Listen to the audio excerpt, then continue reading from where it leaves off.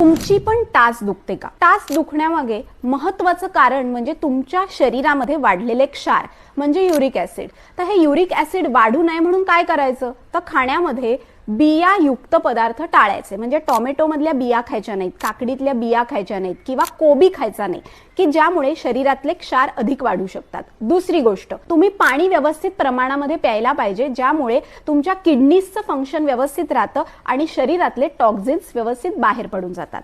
तिसरी महत्त्वाची गोष्ट म्हणजे जर टाचदुखी होत असेल तर तुम्ही पाण्यामध्ये, गरम पाण्याच्या बादलीमध्ये उभं राहू शकता आणि त्याच्यात थोडंसं पिंचभर सॉल्ट घाला.